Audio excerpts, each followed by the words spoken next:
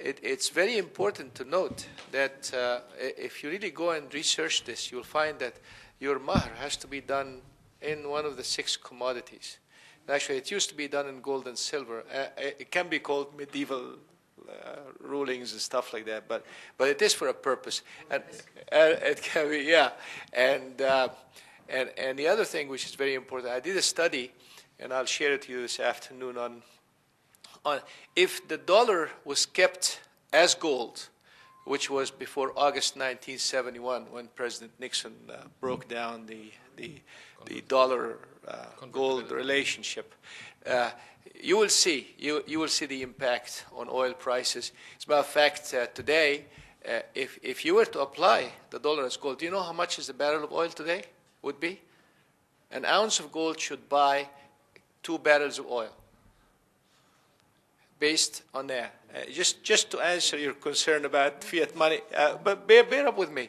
It used to be 16 barrels of oil, actually, per ounce of gold. Now it's 2.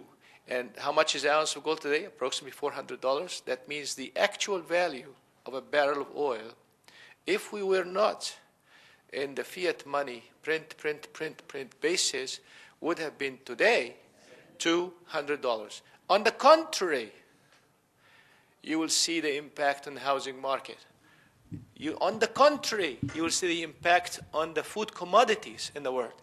And this is the gimmick. And I will change your mind. You know, believe it or not, I will. A strong currency is a curse, not a blessing. I think you got it. No. That's not true. There was a reason the U.S. wanted to debase the currency. But that's exactly what happened in Southeast Asia. But that's exactly what happened in Southeast Asia. When things didn't work out, you attack the currencies in an unethical way. If things don't work out, with that, the attacking of the currency doesn't work, we take our troops and do whatever we want to do. And that's not right. You see what I mean? That is what the Islamic essence is all about. You understand what I mean? So, you know, it's a mechanism. First of all, print money. Then, if it doesn't work, then go and destabilize currencies and economies. If it doesn't work, the last resort will be the liberation of the land and the change of governments and so on and so forth. Very unfortunate. Thank you very much. We'll talk. Oh, here it is. Here. Let me show you. This is Turkey, Mahmoud. I'm sure you know the numbers. This is Turkey, the Turkish lira. When I went to Turkey doing business for the first time in 1992, a US dollar would exchange for 108,000 Turkish liras. In January 2002, it's 1.5 million liras. The same lira and the same dollar. Now, today, it went as high as 1.9 million liras and went down now to about 1.6, 1.8. Now, this is humongous. Now, of course, the generals in the army, the affluent people, they didn't care. Because why is that? Because they don't deal in liras, they deal in US dollars. Who is impacted the most? The farmers, the workers, and the poor people. They wake up in the morning and the government tells me, no, I'm very sorry. I forgot to tell you that I printed too much money, all right? I forgot to tell you that I have been indebted for this country and that country. And I know Abdullah Tag, used to run a plant in Turkey. He used to feed his labor breakfast, lunch, and dinner because they could not get food for themselves and their families.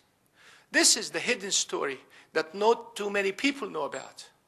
This is the hidden story. He had to give food to the people because they could not even buy a loaf of bread because they trusted that government. Look at the rest of the countries. Indonesia, currency was devalued by 77%, now it's 82%. And it goes in, actually, Egypt. At the time, 2002, it was 26%. Now it's over 50%. Next slide, please. And here is the slide that tells it all. And of course, I'm an amateur researcher, not the kind of researcher Mahmoud is. And I want to really get some of your students to study these series. And I'll be glad to provide you the numbers and analyze it and so on. If the dollar stayed as gold, this is the price of a house.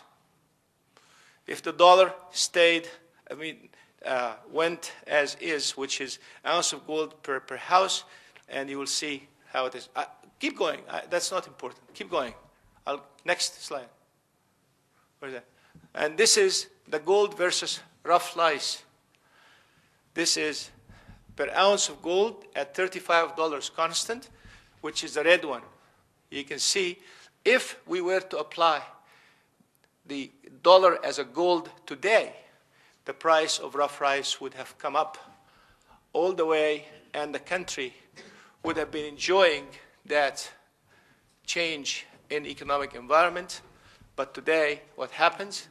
The price, in fact, went down. And that's why a lot of people in Thailand and in other countries, they are producing all of this rice. They are still poor. And they say, well, why are we poor? We're producing all of this rice. Why are we poor? Oh, you're getting all of these dollars in your hands. But the fact of the matter is, they are being fooled. And that's unfair before Almighty God. Keep going, please. This is live cattle, the same story. Next slide, please. That's why Somalia used to be the biggest exporter of live cattle. So Somali beef, actually, is very well known in the African countries as one of the best beefs. Now they don't even have cattle anymore. Why? It doesn't make sense to raise cattle because it's not economic. Next slide.